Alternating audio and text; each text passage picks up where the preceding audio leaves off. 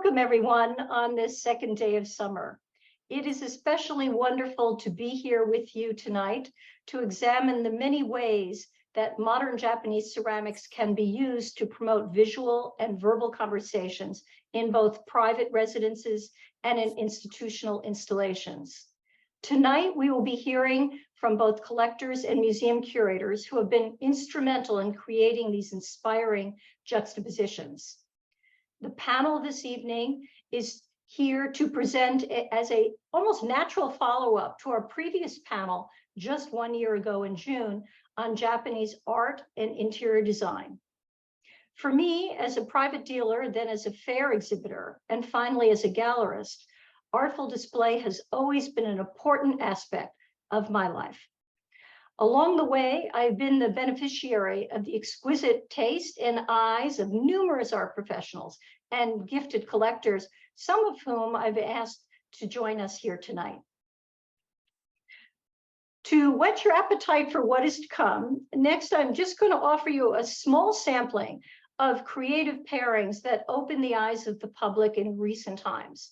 The first is the 2010 exhibition organized by Amy Dehan, Curator of Decorative Arts at the Cincinnati Art Museum, when she cleverly took command of what she says were the most poorly attended galleries, those devoted to French Barbizon painting, and created visual, groundbreaking conversations with contemporary Japanese ceramics from the Carol and Jeffrey Horvitz collection. Amy wrote recently, "It was an eye-opening experiment that delighted visitors with a penchant for painting, those with a passion for ceramics, and many in between. Juxtaposing works from different eras and traditions prompted closer looking, a more profound and critical consideration." Totally different was this pop-up 3-hour gift from my gallery artist Kondo Takahiro, in which he set his works in the context of one of the most beautiful and most private sub-temples in Kyoto. Here, these early 17th century, much treasured Fusuma sliding doors by Kano Sanraku, presaging the set, the very famous set now at the Museum at the Metropolitan Museum of Art from another Myoshinji sub-temple, form the extraordinary backdrop to his totally contemporary avant-garde deconstructed version of an ancient moon jar. Just recently at the Museum of Fine Arts Houston, there was a beautifully installed exhibition focusing on Japanese Zen painting from the collection of Kurt and Alice Gitter, but which also included works by leading 20th century American and Asian artists, such as you see here, Mark Tobey, Robert Motherwell, Suda, and so on, paired with this monumental sculpture, again by Kondo Takahiro. And here in these two views into a private contemporary Massachusetts residence, an acquisitive couple truly seamlessly melds their collection of contemporary Western art and glass with their Japanese ceramic collection, and where the work again of Kondo Takahiro figures most prominently. So hopefully your appetite have been whet, and I want to introduce the people who I've asked to join me tonight. As I am certain most of you know well, I've been an independent dealer specializing in Japanese works of art for over 45 years.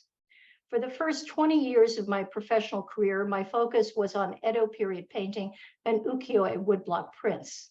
However, my commercial interest in Japanese clay took off after repeated visits to the 1983 exhibition in Washington, Japan Ceramics Today, with works drawn from the Kikuchi Tomo collection, now housed in the incomparable Musee Tomo in Tokyo, nearby the Hotel Okura. From that point forward, I was determined to bring this material to the attention of the American public. So it is especially wonderful to have Hanazato Mari, their first curator, and the person who for years worked closely with the patron herself, as you see here, the designer, the engineers, and the architects to bring that building into fruition, and then to use that dramatic platform to stage important and truly seminal exhibitions. Additionally, from Cleveland, joining us tonight are the couple who so artfully and inspiringly amassed an unrivaled collection of over 100 works of art by European Impressionist and Post-Impressionist painters, all the way through modern American and European painting. Donated to the Cleveland Museum of Art, the collection includes masterworks by celebrated artists such as Bonnard, Vuillard, Picasso, Brock, Avery, John Marin, Joan Mitchell, and so on. Paired with these two-dimensional works are Chinese and Japanese classical ceramics and modern and Japanese contemporary ceramics. You will hear from them about their carefully orchestrated installations in their beautiful Cleveland Heights home and about their collaborative collecting style. The next panelist will be the Cleveland Museum's Deputy Director and Chief Curator, Heather Brown, who spearheaded this ambitious project and then triumphed with this exhibition that sadly, for many of us tonight, closed earlier this year. As you will soon see, the Asian ceramics certainly held their own in this very lofty company. We will also be joined by Matthew Nimetz, a serious New York collector of European old masterworks on paper, Himalayan bronze sculpture, and modern Japanese ceramics. Some of you may recall reading his insightful comments in my 2019 publication, The Allure of Contemporary Japanese Clay. So tonight, for our 31st Zoom panel, we have attendees from over a dozen countries, including quite a large contingent from Australia and Canada. Our American guests are located in over 37 states, from Texas to Minnesota and California to DC. I would also like to welcome an incredible roster of curators and professors from around the globe, and most especially welcome the countless collectors, gallerists, art appraisers, and simply clay enthusiasts. Welcome to you all. So before I begin, I will present the formal credentials of each panelist before I present this first question to each of them. So I'd like to start with Joe and Nancy Keithley. They met at a party on the grounds of Cranbrook Academy outside of Detroit, Michigan. They've been married for 48 years, and the last 43 of which have been in Cleveland, Ohio. Cleveland native Joe was president of Keithley Instruments, a global high-tech company serving customers in the electronic and semiconductor industries. Its precise electrical measurement products enabled researchers in physics to win Nobel Prizes. Originally from Boston, Nancy ran a regional executive search practice at Ernst & Young for many years before devoting herself to supporting nonprofits based in Cleveland. Notably, she has served on the boards of the Cleveland Orchestra and the Cleveland Museum of Art. Together, they have traveled the world collecting art and antiques in New York, Paris, London, Hong Kong, and of course, Japan. While traveling in Japan in 2006 with a group from the Cleveland Museum of Art, they met me and have since built their collection of contemporary Japanese ceramics through my gallery. I knew they had impeccable taste, as when I first met them in 2008, their initial acquisition was this major sculptural vase from my solo exhibition of recent work by the master Sakiyama Takeyuki that you see before you. So let me present my first question to Joe and Nancy. Your collection reflects 2 decades of your inspired and thoughtful collecting with a focus on Impressionist, Post-Impressionist, and modern European and American painting, and which includes some real masterpieces by the most important artists in those fields. However, it might have surprised people, therefore, to discover that your collecting interests also extended to Asian ceramics. My question to you is, what first drew you to Japanese contemporary clay, and how did this become another aspect of your collecting? Since you had already been seriously collecting paintings for quite some time, how did you then integrate this very different field into your painting collection? Thank you, Joan. Joan, that's quite a challenge for us in talking about it. And I could easily summarize it. We were enchanted with you, and what did you and your your wonderful art brought us. But I'm going to give you the long story here for just a minute. I think so. Talk about a collection and how it gets built. You have to know a little bit about the people. And while we worked very hard for the last 20 years in building a collection, we've been collecting since we've been married. And 1999 was just really kind of a little bit at a different price point. And I would say that for both of us, I think finding beauty where you are is how we see life, and creating beauty and creating pleasing environments, like in your home, is something we pay attention to and enjoy constantly evolving. To then look at this first painting and seeing our journey. This we purchased in 1984. It's a Cleveland artist, and we bought it from a Cleveland dealer, and we knew the artist. So you could see we were kind of literally close to home. And the painting itself, of course, it's large, it's colorful, it's representational. So that's where we had gotten at that point. We moved, and of course, we traveled around the world. And I would say for me, I traveled to both Europe a couple of times, 3 times a year, and traveled to Asia and Japan at least twice a year since 1984. So we had the opportunity here in 1994. We were in Paris, and we bought this wonderful pen and ink by Jean Delacroix from a Parisian dealer who we didn't know when we started out, but interestingly, he was our age and continued. He was an important family and carries on with this medium. And we weren't limiting ourselves to paintings or other two-dimensional works. The notion of collecting antiques and, for example, these Papori vases that are French, based on Saint-Cloud design, which was earlier in the 19th century, which of course was based on Chinese works, were ones that we thought were wonderful. And we bought them in the early 1990s. And in fact, if you looked at the painting here on the at least on our right, this wonderful plate that's Japanese, I bought on one of my trips in Japan in 1987. To me, it just had classical features. And so my way of showing them to you here this evening is to say,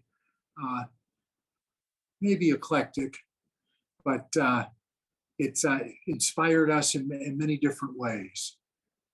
So if we move then to a new level of activity and different price point, I guess I might add, we had the good fortune, because of knowing people in the Cleveland Museum of Art at that point, curators in particular, as well as artists and their dealers from New York.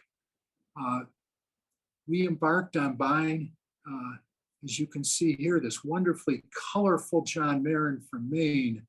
This was a painting done in 1914, and we bought several. And what was intriguing for us, if you compare it with the 1984 work, is its subtlety, its detail, and yet it's very atmospheric, as so much of his works are from Maine.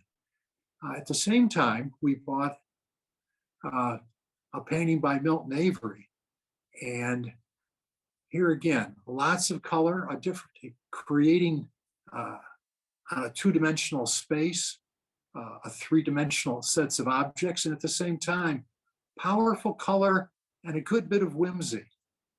And a year later, in 2001, in this case, as the result of curators at the Cleveland Museum who contacted us from a show and said, we really think you should pay attention to this painting, which we paid attention to and subsequently purchased. And I think if one were to just put your hand over the face of Mart, this is a painting by Pierre Bonnard, you'd say this is a wholly abstract painting. And it's very strong color and just a fascinating painting, and particularly a great painting, as are the other two I've shown you to live with. And at the same time, so later into the year 2000, we purchased this Andrew Wyeth, which is absolutely almost like a photograph, if you will, and it's egg tempera, and it's another main scene, and very strong classical lines and proportions, but not so similar to what we've shown you in the last few slides. A year later, we had the opportunity in 2001 and purchased this powerful Pierre Matisse from a New York dealer. I should have said with the Wyeth, we purchased that at auction in the Bonar. We purchased it from a New York dealer. So what we've been able to do here, in fact, I think this was the same dealer as the Bonar, is begin to build a set of contacts that were beyond just walking into a gallery in Paris and buying a pen and ink drawing and drawing upon the Cleveland Museum of Art. And so particularly with this painting, this was suggested to us by a curator at the museum. And by the time we were through vetting it, the director of the museum at the time, Catherine Reed, had called her contacts and opined as well.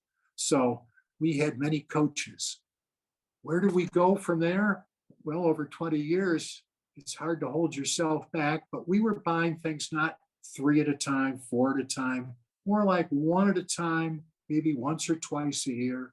And so in 2018, this was the last of those paintings.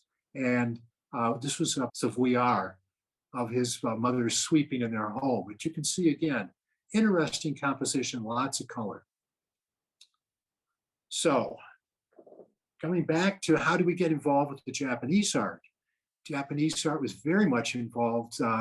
You can see the beauty, the simplicity, the elegance of this piece could be from anywhere, but it so captivated us when we purchased it in 1987. And it really wasn't until we had gone to Japan, as Joan had mentioned, with the Cleveland Museum of Art group. And we had gone to, among other things, going to Tamashiko. And we had seen the art of Tatsuzo Shimaoka Tatsuzo, who was a national treasure at the time I think he visited. Yes, yes. And on that same trip, you know, we had the opportunity to visit the home of Suharu Fukami, as well as being traveled the whole time with Robert Yellen, who, of course, when we said, how do we go about getting involved with Japanese art? He said, well, I have a friend in New York. Her name's JOAN MIRVISS, and we want you to reach out to her. So, in fact, that's what we did. You could see was wonderful, architecturally structured. We were fascinated, frankly, from our trip in Japan with the notion of volume, shape, texture, the glazes, lack of symmetry, patternings that all keep your eye moving. And of course, with paintings, once they're on the wall, they're there. And with the three-dimensional works, they have to work and have to be seen wherever you are looking from, and they will need to work in all positions. That entrances us, and so the color here and its shape it's just magnificent. Of course, its craftsmanship is equally so. This was a piece that we bought a year later, and this even more so than the previous piece. It's large. It has. It's so evocative of a Zen garden, which captured us, and it works so well in so many places that we absolutely fell in love with it. Here again, amazing. 2 boxes slipped within one another, and we had this in a space where you could see it from all angles, and it is wonderful matte finish with a great surface texture. and fascinating to live with. This wonderful plate, Ishiguro Munemaru,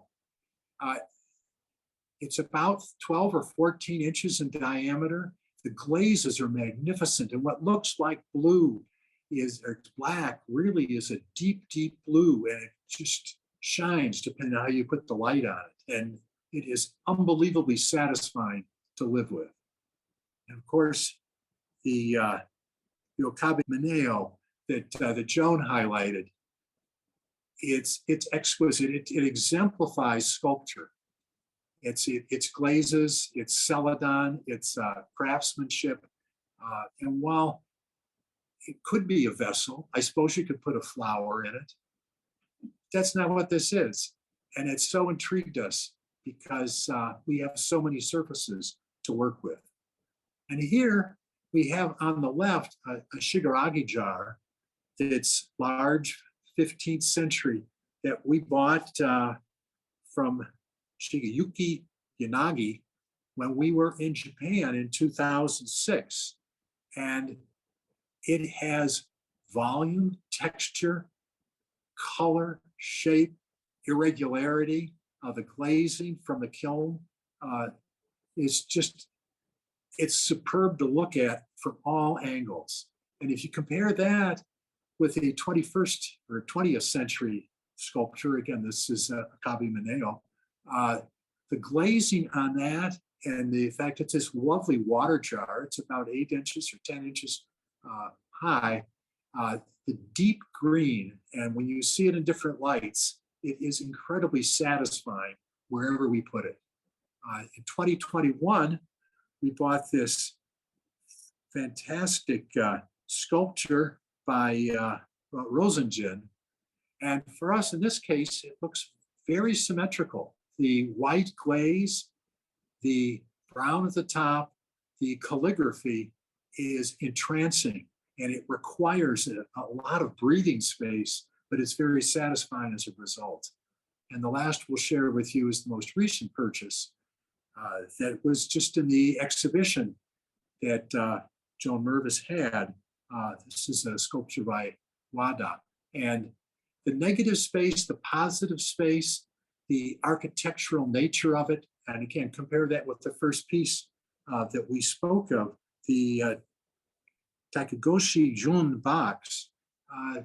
It has similarities and significant differences. Again, this is large, and the reason they're large is because we were hoping that the Cleveland Museum of Art, which hadn't had much of a focus on contemporary Japanese ceramics, might be encouraged if we gave them a few pieces that they might carry on from there.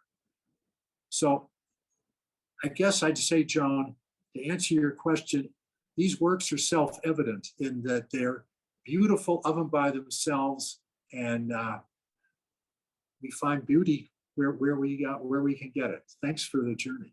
Oh, well, thank you, Joe and Nancy, and for your really insightful description of these works. I'm trying to think about how you look at a two-dimensional John Marin and then juxtapose that against an Okabe Mineo. And some part of your description, in a sense, is sort of formulaic description and very art historical, also reminds me of your engineering background with instruments and your precision in what you do in the did in the real world.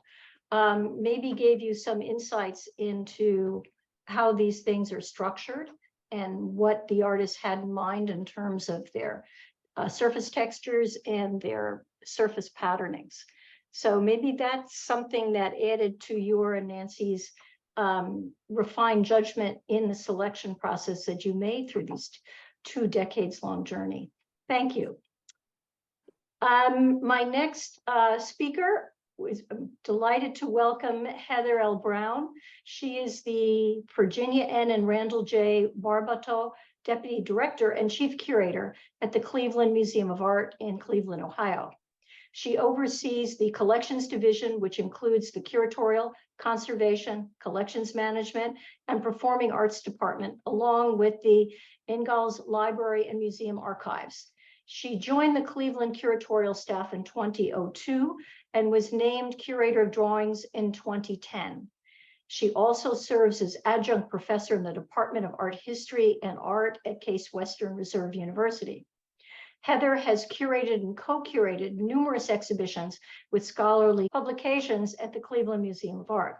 Most recently, she curated Impressionism to Modernism, the Keithley collection, and edited the associated publication. Previously, she worked in the prints and drawings department at the Metropolitan Museum and was a specialist in the print department at Christie's, New York. Heather received a PhD from the Graduate Center at CCNY, a master's degree from the Courtauld Institute in London, and a bachelor's degree in art history from Vassar College. So Heather, my first question to you. The fantastic exhibition at the Cleveland Museum of Art, which we just discussed, and unfortunately closed earlier this year, showcased the masterful works lovingly assembled by Joe and Nancy over many decades. How did you translate this vision to a museum context? And how did you sort of, quote unquote, echo the harmonies created by the Keithleys, unquote? And lastly, what were some key juxtapositions that you created to spark conversations between the works within their collection and likewise among your museum visitors? Heather? Thank you. Thank you, Joan. I'll attempt to answer your excellent questions with some slides for some illustrations. This, I hope, will enable those attending this podcast to imagine they are walking into the exhibition Impressionism to Modernism, the Keithley collection that was held at the Cleveland Museum of Art in our Kelvin and Eleanor Smith Foundation Hall in our lower level from September 11th, 2022 through January 8th, 2023. And imagine you are one of the almost 44,000 people who visited that exhibition.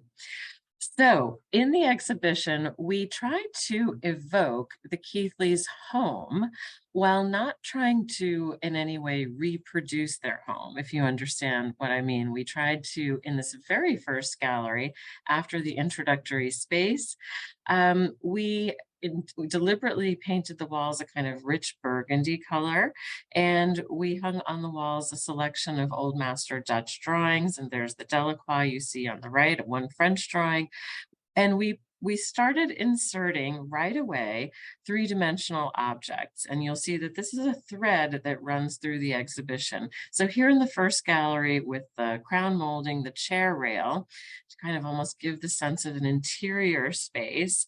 The rich wall color gives a sense of kind of coziness and intimacy. We also have a Cartier tea and coffee service, a silver one there in the far case from the 1960s. And then a late, early 19th century, very early 19th century Biedermeier globe sewing table from Vienna. So here we're trying to evoke the kinds of objects that collectors live with in kind of an intimate setting. Each gallery has its own wall color, and each gallery has its own theme. So if we go to the next slide, we'll see the very next gallery where we begin interspersing Western two-dimensional works, either on canvas or on paper, with our Asian ceramics that were in Joe and Nancy's collection that Joe and Joan have spoken of so eloquently. Here on the wall, if you'll begin to see how we made juxtapositions, we tried to do them from an aesthetic perspective, to have works speak to one another in terms of subject matter, in terms of color. Sometimes we were a bit, allowed ourselves to be a little bit playful.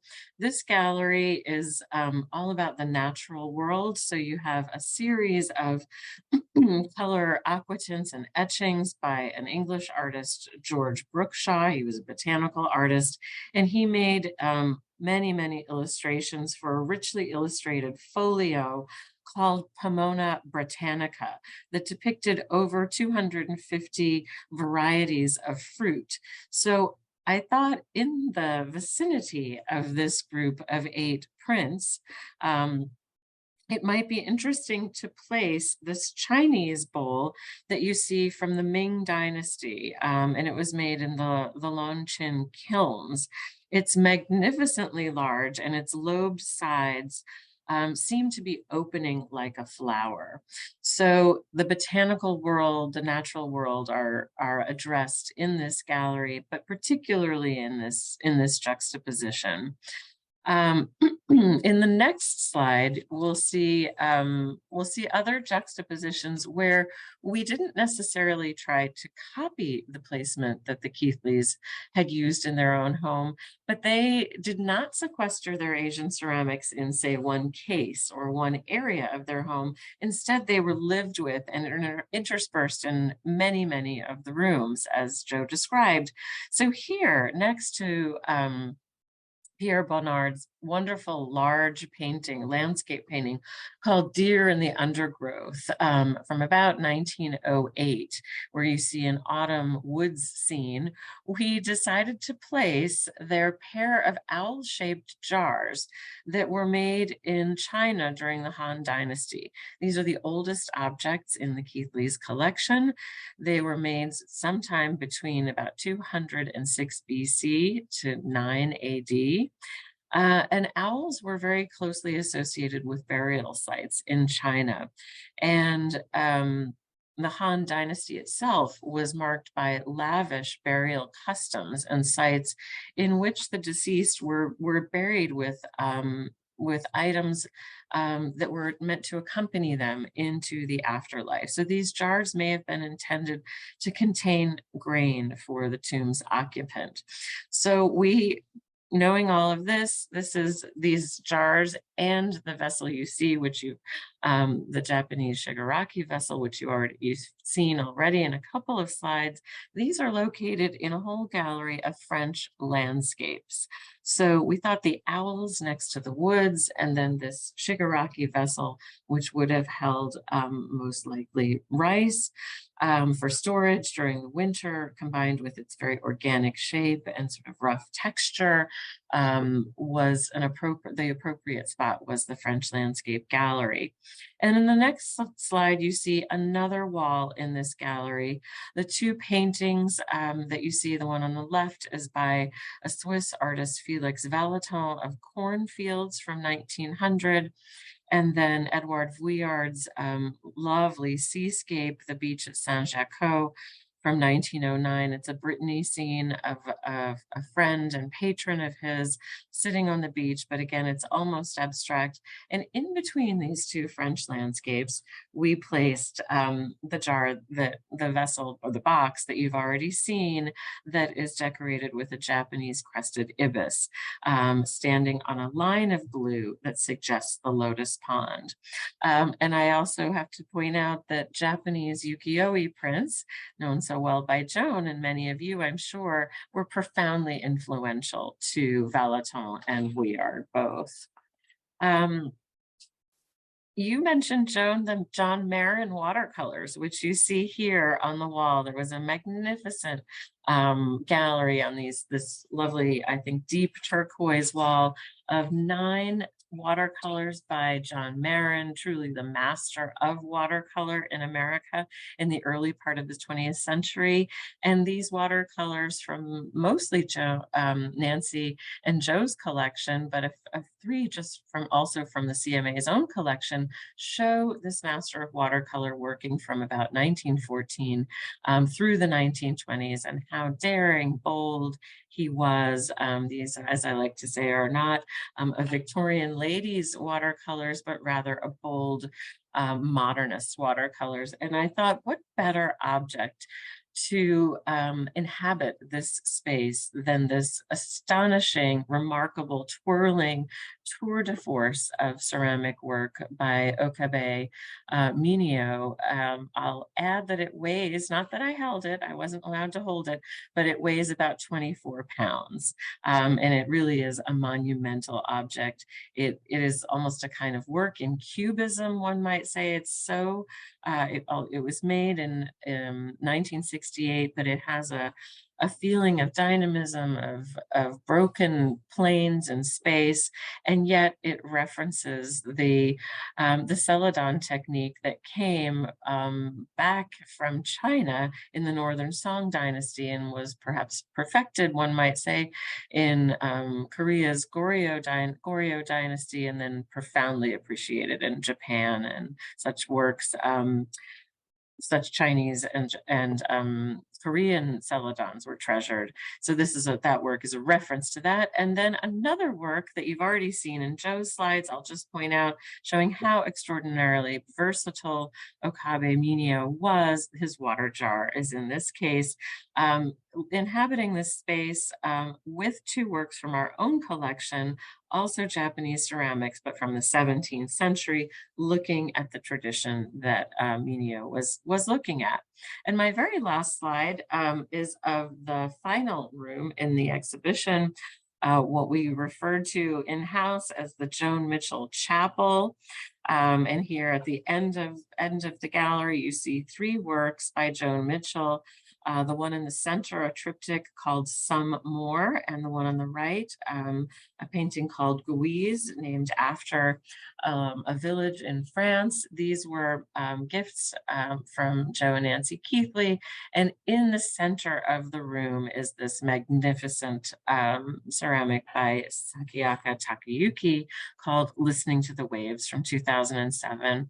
And I think the links of the great woman abstract expressionist Joan Mitchell and her work to the natural world, to textures, to music. She was profoundly influenced by music and listened to it as she painted, with this work that certainly evokes the sea or can evoke a Japanese garden whose raked sand is also evoking water. So this seemed like happy companions, as it were. Thank you, Heather. I just feel desperately sad for those of you watching tonight who can't see this exhibition. This was just a little taste of how I feel impactful the show was, and the brilliant curation and installation truly, I'm sure, inspired many. I was lucky enough to visit the show not long before it closed, and I was walking around with Joe and Nancy, and what you didn't show is a portrait of Joe and Nancy at the beginning of the show. So people who were walking into the show recognized them, and so many people came up to them to thank them, not only for their generosity, but for this incredible exhibition. And I'm sure they were gratified, but I was really gratified to see how much of the public responded to these incredibly artful juxtapositions and conversations. So thank you, and thank you, Joe and Nancy. It was wonderful. And it'll be interesting to see in the years ahead how the museum continues to hopefully integrate the collection. My next participant is the wonderful Hanazato Mari. She is currently the chief curator at the Ibaragi Ceramics Art Museum in Kasama. She began her career at the Mie Prefectural Art Museum, where she worked from 1995 to 2001. The following year, she lived in New York, where I met her, and she continued exploring the many opportunities in the city, and where she and I met as we were introduced by Dr. Mieko Morase, who was at that time a curator at the museum, Metropolitan Museum. Upon returning to Tokyo, Mari was then hired by Madame Kikuchi to work on the creation of the Musee Tomo, and she eventually became the museum's chief curator. From 2003 to 2017, she worked on the inaugural exhibition, Japanese Ceramics Today, and on many, many shows, including those devoted to the artist Suzuki Osamu, Okabe Minio, Maeda Masahiro, Kakurazaki Ryuichi, a retrospective of living national treasure Fujimoto Yoshimichi, as well as brilliant exhibitions with thought-provoking pairings, such as Rakukichi Zaimon the 15th and Akiyama Yo, and then Yagi Kazuo paired with Kiyomizu Urokube the 7th. Since 2018, she has been leading the curatorial department at the Ibaraki Ceramics Art Museum.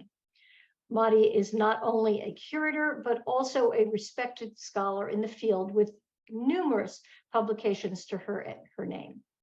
I might add that after working with my team once a week when she was living in New York, she then joined me on numerous visits to Clay Studios during the summer of 2003. Mari is a much treasured colleague, friend, fellow lover of opera. And thank you, Mari-san, for joining us live from Japan so early in the morning. Thank you. So my first question to you is, for many of our audience who may not have yet visited the Musee Tomo in Tokyo, they have an exceptionally fine arts destination to visit next time. And the building itself, as well as the galleries, are a truly unique layout and design for displaying its extraordinary, and I would argue unrivaled, collection that realizes the vision of its founder, Madame Kikuchi Tomo. Can you please tell us the story of the concept and development of this very special private museum? And also, please tell our audience how Madame Kikuchi found and came to employ the designer, and how together they conceived, planned, and even constructed this special space. Thank you, John. Well, at first, I'm very impressed the slides of Cleveland Museum, the installation of the slides. The Japanese ceramics make resonance with modern painting from Western countries. It was very inspiring for me. I worked for Musee Tomo from 2003 to 2018.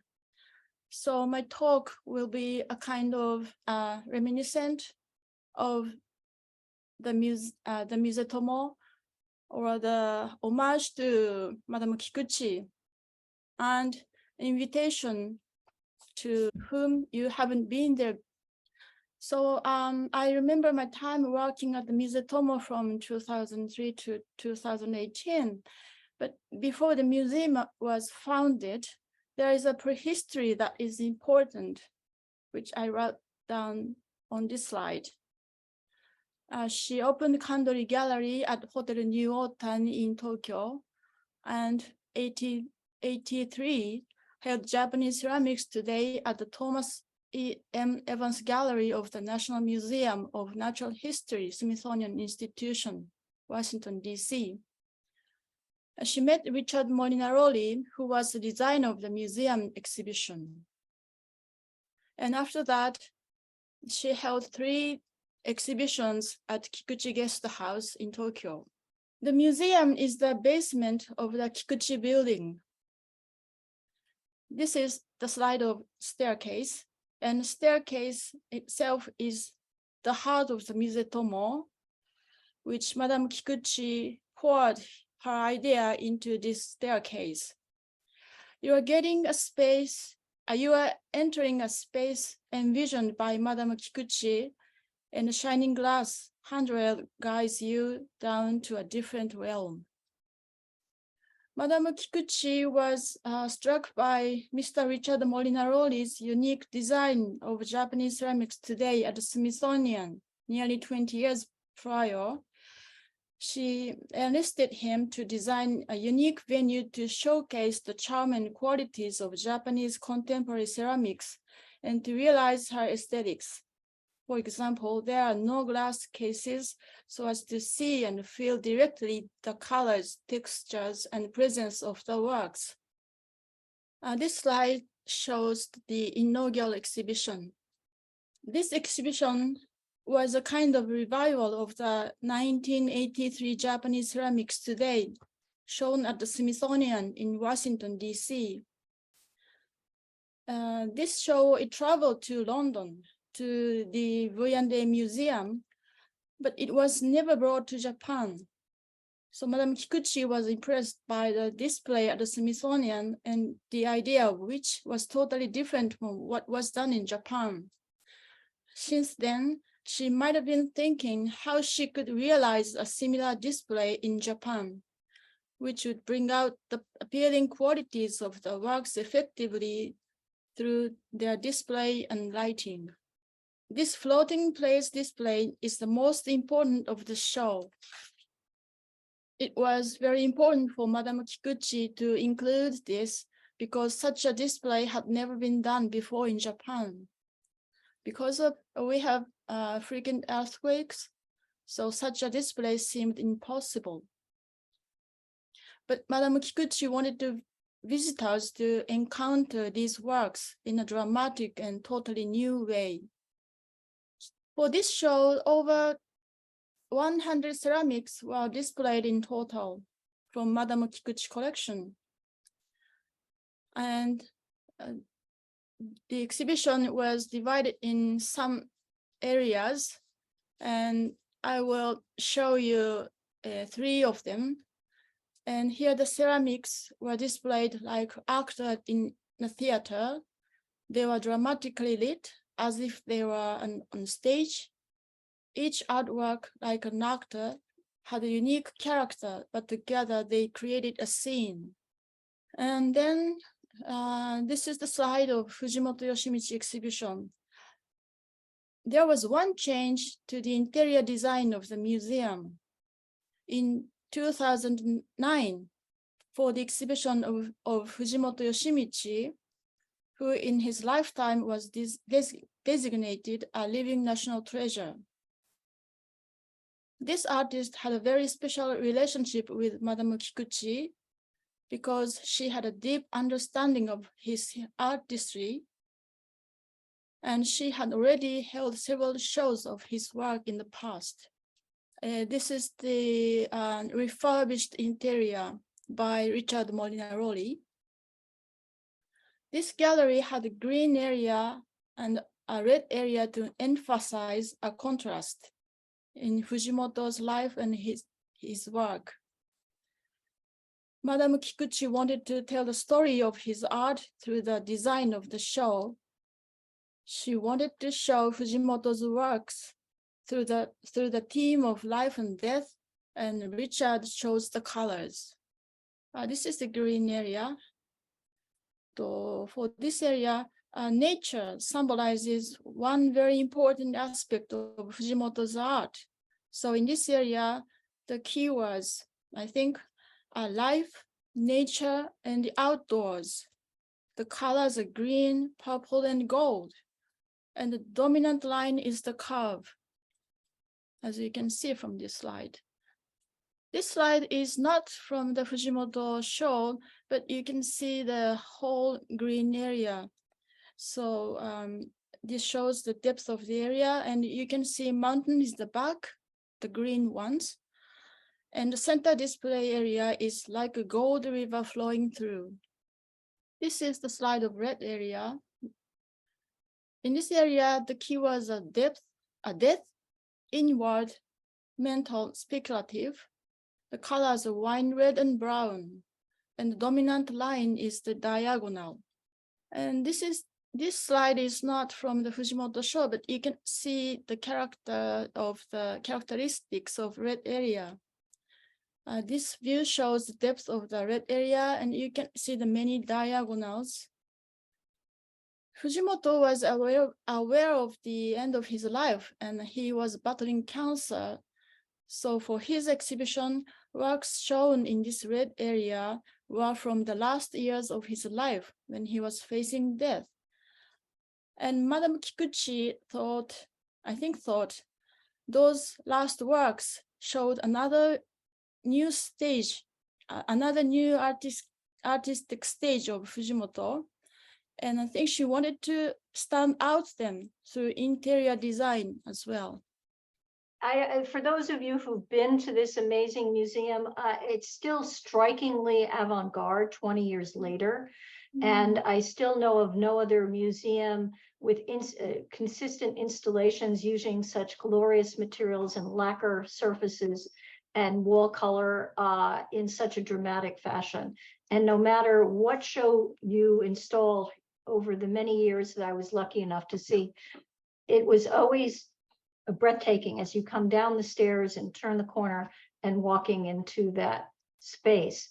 And for those of you who don't travel to Japan, As radical as it may be to you to see this, it's unbelievably shocking for the Japanese. And still to this date, there are no galleries that I think come close to presenting Japanese clay art in such a really lofted environment. So thank you for these slides, because they also don't let you take pictures there. So you have no idea how valuable it is and rare it is to see these pictures. Thank you. Our next speaker is Matthew Nimetz, who is retired from a quite illustrious career as a lawyer, private equity investor, diplomat, and government official. Most recently, he was a managing director and chief operating officer of a leading private equity firm. Previously, he had practiced corporate law and served on numerous corporate and non-for-profit boards. His government career included posts in Washington and New York and at the United Nations. Matthew was a Supreme Court law clerk and an assistant at the White House for President Lyndon Johnson. He served as Undersecretary of State for President Jimmy Carter and a special ambassador for President Bill Clinton. He also served as the United Nations mediator between Greece and North Macedonia in the early 2000s, as well as holding positions for New York City with Mayor Ed Koch and New York Governor Hugh Carey. And in addition to all of the above, he is an avid collector, about which we shall hear shortly. Matt lives in New York with his lovely wife, Anne. They have 2 kids and 5 grandchildren. So Matt, thanks for coming and joining this panel, because to me, you are the quintessential example of how a serious collector can seamlessly integrate different media, cultures, and time periods across a broad-based personal collection. Eagle-eyed readers, as I mentioned before, of my 2019 book, The Allure of Japanese Contemporary Ceramics, may recognize your name and your collection that is featured there. Could you expand on those public comments and tell us more about how you started collecting both old master drawings and prints and Japanese contemporary ceramics? How did these 2 very different fields speak to each other and to you as a collector? And lastly, what were some of the considerations you make in your home displays even today? Matt? Yeah, no, thank you, Joan. I started off collecting. Well, I'm a natural collector. When I was a child, I collected stamps and guppies and frogs and salamanders. I think there's some people who are natural collectors. I'm one of them. My wife, Anne, who knows more about art than I do, is not a natural collector. She can enjoy the art, but she doesn't have to possess it. But when I see something I love, I say I love it and I want to possess it. So that's sort of, my first serious print I bought when I was in Washington as a law clerk, 1966. It was a Rembrandt print. I was so excited. There was a gallery in Washington selling Rembrandt prints, and I had to have one. So I bought one of them, and The Return of the Prodigal Son. And it turns out not to be a very good print. It turns out actually to be a pretty bad, a pretty bad print. But I learned a lot. I went to galleries, I went to museums, I read about it, I talked to dealers, and over time, since that first print in 1966, I've collected prints and drawings, mostly old masters, but some more contemporary prints. Edvard Munch, we have a Picasso, we have Matisse, we have other Hodgkin in the background there. You see, which is not a print; it's an oil on paper. So that was my prints on pottery. I always liked the tactile feel of the clay, and when I left the White House after the 1968 election, went out to Asia, went to Japan, and I bought two pieces then, a tokonami, old maybe 15th, 16th century vessel and an Mari vase from a young dealer. I still remember the price, $60 for the one and $40 for the other. And he threw in shipping it back to the USA. I don't think he made any money at all on it. I think he lost money on it. I still have those two, and they're displayed in our apartment here. And I bought other older Japanese and Chinese pieces, and then gradually, going to museums, looking around, talking to people. Amy Poster has been a big advisor to me, an old friend. You, Joan. I gravitated to the contemporary area and found, very, very attractive things that I responded to and did as well. And you see the picture there of the photo of our living room here with the fireplace with Howard Hodgkin over the mantelpiece, and found that at an art fair, and we both love it. He's a wonderful artist, died a few years ago, English artist, with the Shoji Komodo there on the left, the Takahiro Kondo teapot there, and the Yagi Kazuo on the right. And the Yagi, you could see the blue there, and the shape, to me, responds very much to the Hodgkins. Well, yeah, there it is. The blue, the lines. So I think of these artists as working with their media, and the clay artists taking a lump of clay and creating look at those two magnificent things there, and the printmaker or the artist doing drawings, also taking very basic stuff, paint and a piece of paper, and making something that responds to the eye and to the emotion.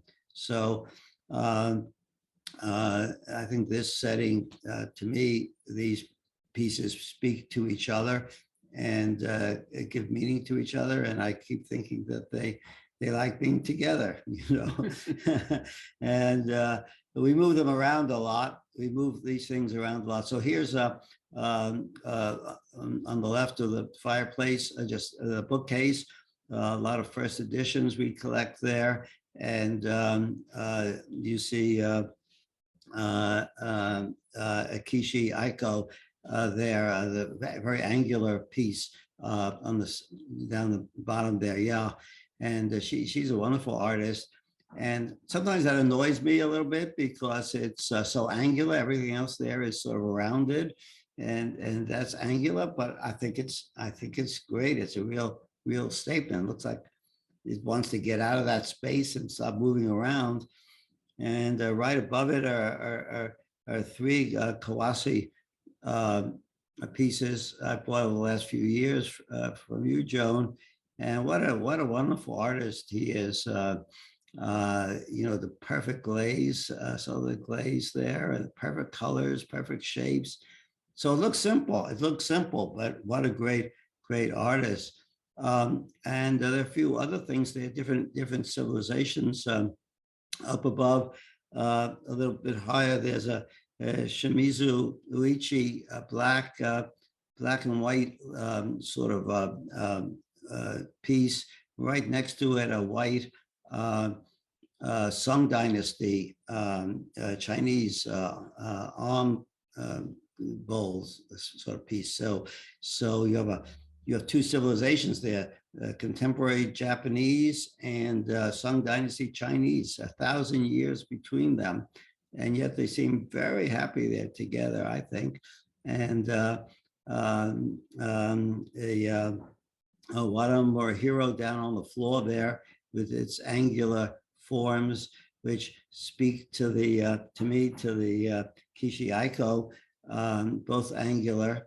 And actually, that you'll see that Watermore hero again, because it was for a while on our dining room table. We move things around a lot. I think that one thing, having things at home, you can move them around, and sometimes something's very happy in one place, but you think maybe it should be happy in some other place, and you're not happy with it. And sometimes we think, let's put it aside, let's take it off the wall, or take it out of the shelf, and put it back in the closet for a few years. You know, it needs a rest. It needs a rest. It needs to get out of the limelight. And sometimes if you start thinking of it as it doesn't vividly affect you anymore, then maybe you should take a rest from it a little bit.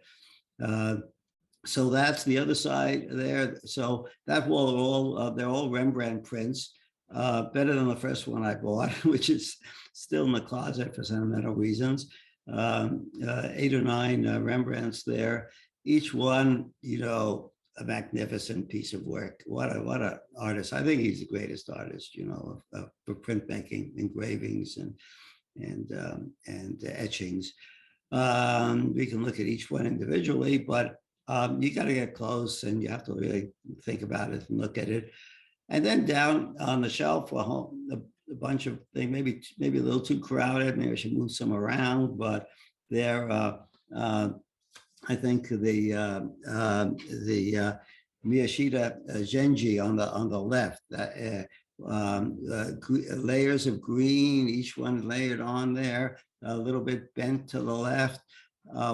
Really magnificent piece. We have a couple of things by him, and another Yagi Kazuo next to it, which is very much like an engraver. I mean, I think that the way he goes into the clay is very much like Rembrandt going into the plate to make those engravings, right? And then there's another Kondo, Takashiro Kondo on the extreme right, but his father there on the Yutaka Kondo there, sort of in the middle there, that vase. And we have several condos, and even the grandfather. We even have Yuzo Kondo, the grandfather, somewhere around the house. And right in the center there, that Merino Tamai, very strong blue Merino. And I know the Keithley they had another Merino from your show. That was a red one. This is a blue one. And Takura Nakamura next to it, 2 pieces there. So a lot of different things there, a lot of books below it. And I think they speak to each other. You know, you look at the Rembrandt, then your eye goes down and you want to touch one of those things. I will say one thing about touching. I think the tactile quality of works in clay is really important, really important. You want to touch them. I'd say this: if you don't have an urge to touch and hold the piece, you shouldn't buy it. You should have that absolute urge to stroke it and feel it and touch it. Each one of them is different, obviously, to the touch. And one nice thing about having these at home is you can touch them and hold them and move them around, unlike a museum environment, which I love museums, and obviously you can't let people touch them there, but we let people touch. We have 8 grandchildren between us, and the 9th one on the way, and they're all allowed to touch it. Nothing, they don't break anything. And if you break something once over 50 years, so what, So this is just on the side there. Fukumoto, the woman artist there. What a wonderful artist she is. And that's when everyone wants to touch, because it's like one thing inside another thing. Everyone wants to touch it to see if it's really, if it's connected or not. So we say, fine, and there's a Gainsborough. That wall has English watercolors, Gainsborough. Up above on the right, Turner, and on the left, another William Turner of Oxford on the left. watercolor of a paint of a comet that went over Oxford in, I think, 1854, 1855. I don't know. So William Turner, he sat out in the field and he did the watercolor when the comet came over Oxford. But the Gainsborough is a wonderful piece. The white, it's hard to see, but he used milk. He painted with milk, believe it or not. And I think they respond to each other. This is the dining room. You only see a piece of it. There's that water. Once again, there we moved him. We now have something else there. We now have a Takuro Nakamura piece there that has more color. But this water hero, it worked over there. And behind it, all Italian, 4 Tiepolos on the right, both the father and son, Domenico, and 3 16th century prints on the left with a nice Gisi in the middle. And the dining room, what?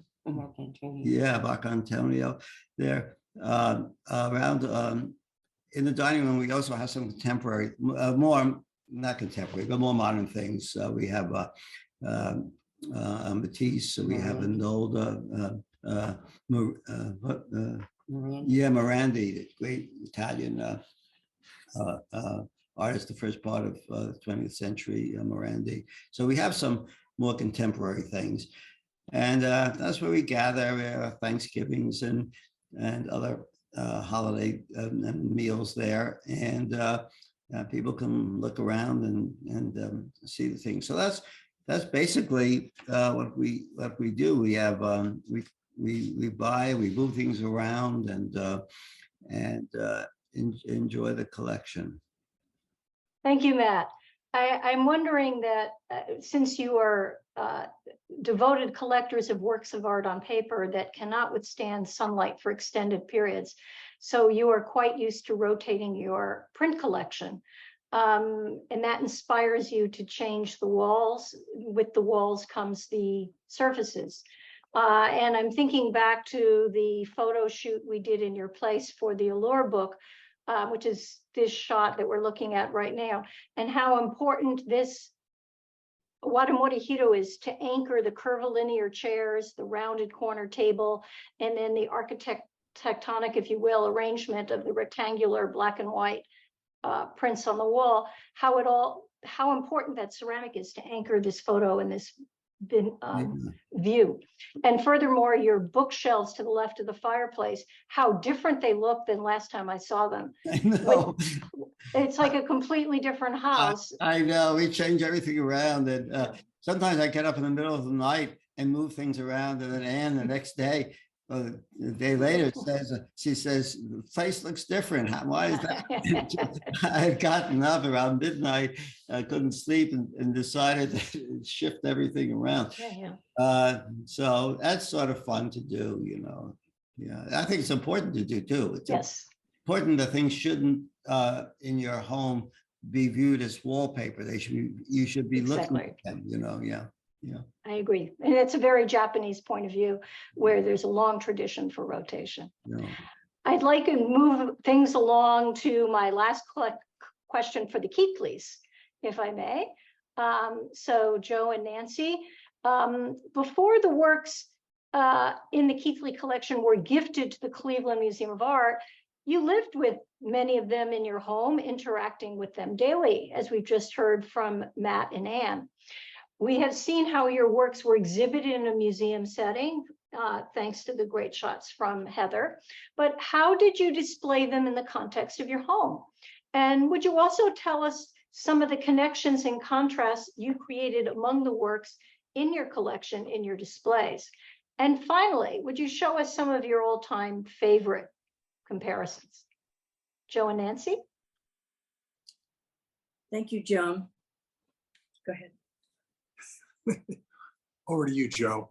So this is a house that was built in 1921. It might be the sort of thing that Evan Lutyens would have done. So it's classical, and it has the good fortune of having high ceilings. And we had the good fortune that it needed help when we bought it, so that we could put art lights in everywhere. And as our collection grew of paintings, and you can see on every wall, we got a painting, or more than one, depending on how big the wall is. That's what we enjoy doing. But once they're up, we don't rotate them, if nothing else, because of the art lighting that goes with it. On the other hand, all of the Japanese ceramics or the Chinese ceramics that we have can be moved. And so we're going to echo Matt in terms of what he said. We don't have any children with us, and we don't have any pets. And unlike the art museum, we also don't have plexiglass around any of the works of art, which, as Matt says, is really very attractive in terms of what you're able to do. And so here you can see wall colors that are fairly neutral but warm. You see, if I may, the Ishiguro Munamaro bowl here on the underneath the Brock that we have. And while it's difficult for you to see, there's the Shigaraki pot in the room just beyond this gallery. This is where we're sitting right now. That is beneath a Chinese table that we've purchased. So we mix the furniture and we move the objects for no other reason than they give us a chance, as Matt was saying, to live with them, and where you see them at a different angle and a different juxtaposition. The lamp to the left of just there to the left is a 19th century Chinese lamp. My grandmother's father, I guess, went to China and brought that back and electrified it. And so we get a chance to marry that together. If you go to the next room, you get a feel for a different part of the house. 1921 house. This was the telephone room. So it's nicely paneled, and we took a couple of English tub chairs, 18th century, and jazzed them up with some wonderful fabric, a Chinese side table between them, and then a couple of our paintings. One a post-impressionist and the other's the Picasso. Just to give you a flavor of what you can do with these spaces and color and juxtapose the antique with the contemporary. The next room is a view. This is our foyer looking into the living room. You can see that we have largest paintings and few, and so the furniture is muted. You can see the Biedermeier sewing cabinet there far in the back. You can see this is the living room looking back into the dining room through the foyer. And in the dining room, in the far back is a wonderful Bonnard, and right next to it are a couple of Chinese blue and white vases. You can't see it, but to the left of that painting, there were three different Japanese and Chinese blue and white ceramics. And the Bonnard is about a table which has fruit and Chinese porcelain on the table. So they all really talk to one another. Our library, and here we have a big cross pointillist painting above the mantle, and we have a Chinese hand warmer, kind of an 18th century piece that has the same color palette as it. And then just a small bowl of, probably we bought that at a gift shop in Tokyo. Here we have kind of upstairs in the gallery, you can see we have the good fortune of lots of breathing space. And these paintings, which together, I think they both are October scenes of, in fact, you might even say they're both French, even though it's a Joan Mitchell with a Pierre Bonnard. And you see beneath that Bonnard, both an Irish side table with a marble top, but a wonderful bowl by Mada Masahiro. that we purchased from Joan, and with kind of black chickens that are part of it, and a French floor lamp. Good. So that is, you can see from our house that we have space to move things around, and we take great pleasure in trying things out, because we're convinced each time we compose that it's probably not to be improved upon. And 6 weeks or 6 months later, we move everything around, and it turns out the next one's better than the last one. And fortunately for us, we've been living here a long time, so it's pretty clear to us that there's always opportunities to reshape. And so while these things could be thought of as sculptural, we organize them in a way so the composition itself is sculptural, which is, again, part of living with the art. Thank you, guys. I'm just looking at this last slide and thinking of that Joan Mitchell hanging at the museum, and in a sense, as great as it looked with the Sakayama, I would argue it looks wonderful adjacent to the Bonar with the Maeda Masahiro to the side, with the staircase, balustrade, and even the drapery on the window. It's a beautiful conversation. And some of my clients have said they're convinced when they go to sleep at night that the pots and paintings all talk to each other, because they're making new friends and new neighbors when you move them around. So you're keeping it fresh for yourselves, but you're also keeping it fresh for them too. Thank you. Oh, and by the way, the Matisse Mitchell view from that direction, I don't remember seeing in your house, but in that slide, that was a pairing that was meant to be too. Really beautiful. Yeah. Thank you. Thank you, Joan. My last question is for Mari-san. As a curator at the Musee Tomo, how did you plan exhibitions with the physical display space in mind? What were some of the advantages of exhibiting in a museum space that was essentially customized for the collection? And how did you continue to enlarge and enrich the collection with an understanding of Madame Kikuchi's vision and of the physical buildings, the space of the Musee Tomo? Mari-san. Well, the answer to the question of the collection will be short, because when I was there, the acquisition is a matter of Madame Kikuchi. Besides that, in order to enlarge the museum's collection, Madame Kikuchi established the Kikuchi Biennial. The first and second prize winning works would be acquired by the Musee Tomo. And the question of exhibitions, planning exhibitions,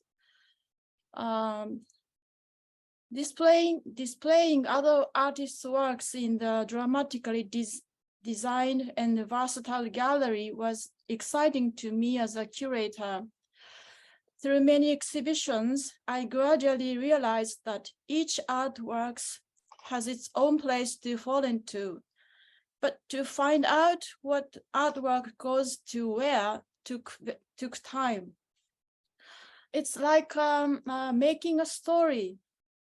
In other words, I just prepared the stage where each artwork can play as an actor, and like an actor can bring out their unique charms and character.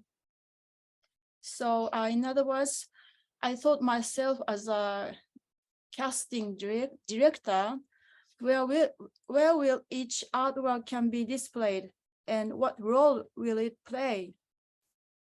Out of 40 to 50 works, some will be main characters on this stage. And there are some key positions, placements for them.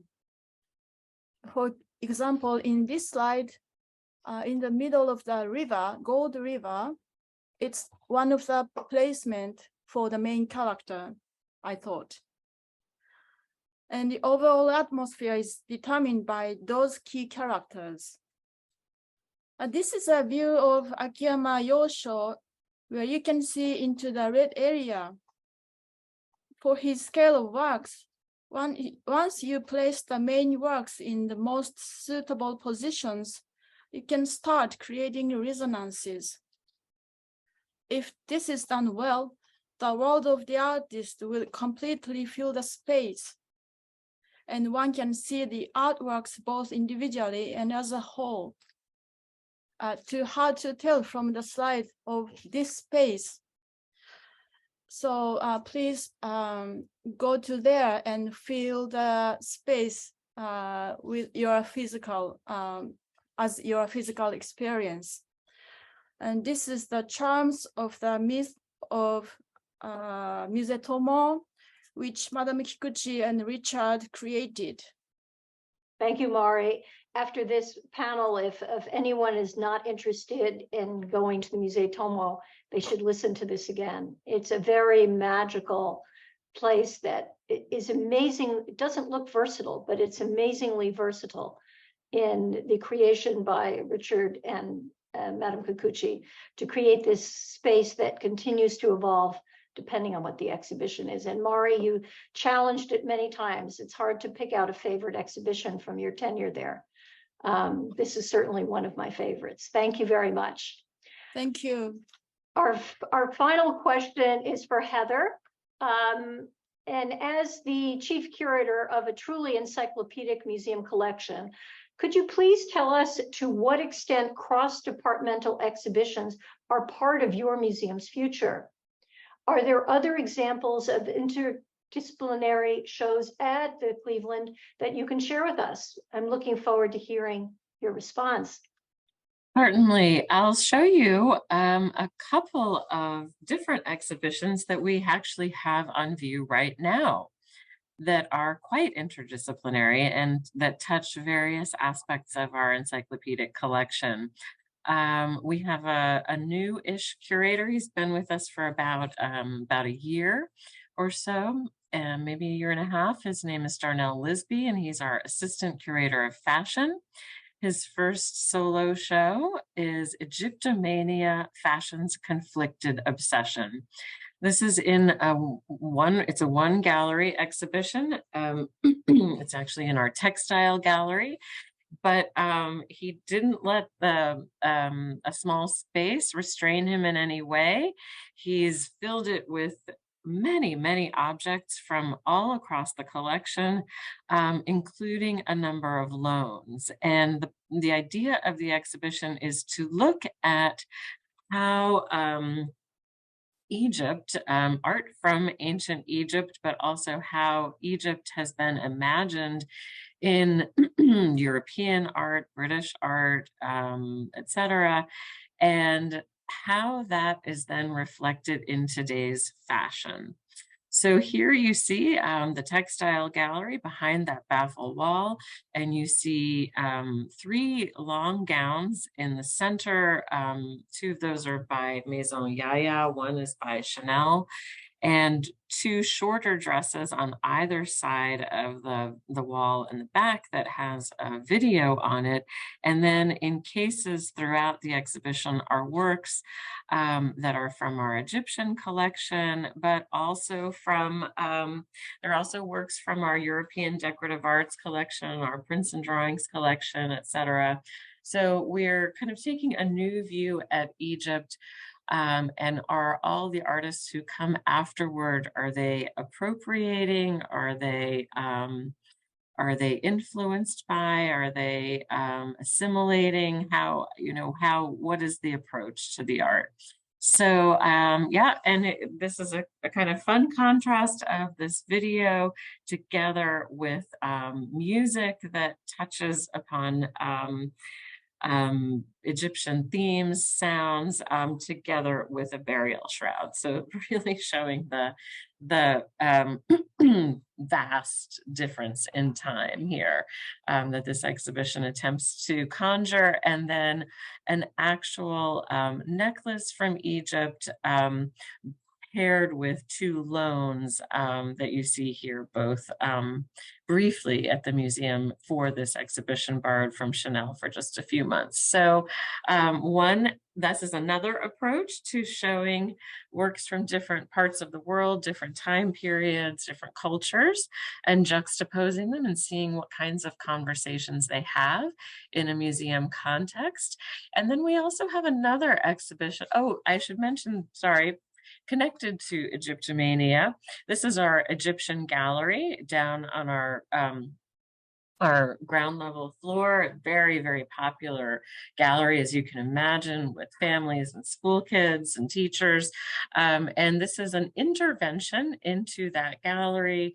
Oh, someone likes it. That's good. Of obviously, you know, a mannequin with wearing a look that's profoundly influenced by, you know, Egyptian motifs and themes, as well as a few objects and cases. And so this can act as a kind of teaser to bring people up to the Egyptomania show, which is on the floor above. But there's a second exhibition we have up right now that one might also see as an interdisciplinary project, mixing parts of the collection. The exhibition is Rajaddin Dayal, the King of Indian Photographers, and it shows about 35 photographs that we acquired, and I think it was 2017, by the first widely recognized great Indian photographer who photographed colonial India toward the end of the 19th century. And he photographed the British, and he photographed the British military, but also Indians in a variety of settings.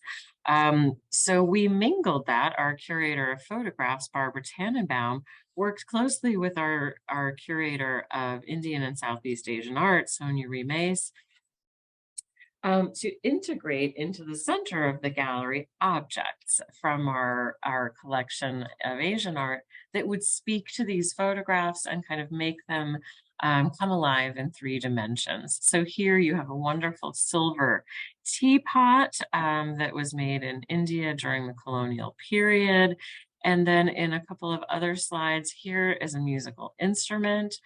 We don't have a very, very large musical instrument collection, but we do have some very fine ones. And we discovered that this is a really wonderful example. And even in the background of the, you can see here, and in the previous slide, we also integrated some Indian paintings to have a dialogue with the photographs and the objects. And then here is one last view of a case with some really marvelous and astonishing jewelry. That emerald is practically feels like it fills up the palm of your hand. And we have a nifty little gadget in our conservation lab that tests gemstones, and we weren't sure if that was actually a real emerald, but in fact it is. So I think these objects can kind of add color and literal sparkle, and kind of bring those 19th century photographs to life. So we look forward to lots of interdisciplinary. There's one last view of a beautifully embroidered robe. More collaborations between our curators and more chances to have an encyclopedic collection shown having conversations. Perfect. One quick question that always comes to mind. These are all temporary installations. These are not permanent galleries. Is there any inclination within your institution to make that a permanent situation, whereas someone is rotating their permanent galleries to bring in material from someone else's department? Yeah, that's a nice point. I was just having a conversation with another curator recently, and they said, well, we're trying to get away from the term permanent collection galleries because we like to emphasize that everything is always changing. I think that we will see more and more at the Cleveland Museum of Art some what I might call interventions, where you will take perhaps a contemporary work into a historical gallery, or a work from another time and culture. But I don't know if we would leave it there forever. I think it could be a dialogue that could then switch to a different dialogue. But I can see these are special exhibitions. This is our photo gallery. I mentioned our textile gallery. But yes, I can see we have done that a bit in our permanent collection too. Well, the one that's in our Egyptian gallery, we've done it in our American gallery too, with the Titus Kafar in our colonial American gallery. So I think you'll see it. Wonderful. I think this is an exciting new trend in American museums, and I look forward to these future conversations between works of art and the conversations they engender with the people who get to see them together. Thank you to our wonderful panelists. This was incredibly engaging, and I think food for thought for those of us who live with art at our home or visit art in institutions. I just wanted to throw this slide on. What is art and what is your house? This is a work by the wonderful woman artist Mishima Kimio of a selection of different kinds of cans, and that she actually displays in her kitchen next to her toaster. So hopefully the housekeeper doesn't get confused at some point in time and throw some of this away, but I think it's a very charming way to truly integrate the art in your home life in a way that engenders humor and charm. Coming up for our schedule, I just wanted to call attention to our audiences that have hung in there with us for 90 minutes. Our current show of Celadon works by a multiplicity of Japanese masters of the medium. Our long waited for exhibition of the work of Fujikasa Satoko will open during Asia Week in September. And for those of you in Florida, please rush to see Transcendent Clay, Kondo and his family show. You've heard a lot about Kondo Takahiro, but this is a show regarding his whole distinguished lineage. And this show, for those of us happily in New York, it will be coming to the Brooklyn Museum in December of this year, and will be there for 6 months, and then travel to Minneapolis to the Institute, and then also travel to the West Coast to the Crocker before it heads south to the Crow. And there's a wonderful catalog written by some very prominent scholars and organized by Joe Earl. So I encourage you to find that catalog online. So thank you for sticking with us. I hope you've had a good time and enjoyed this feast for the eyes. And we'll go home and pet your ceramics. Thank you.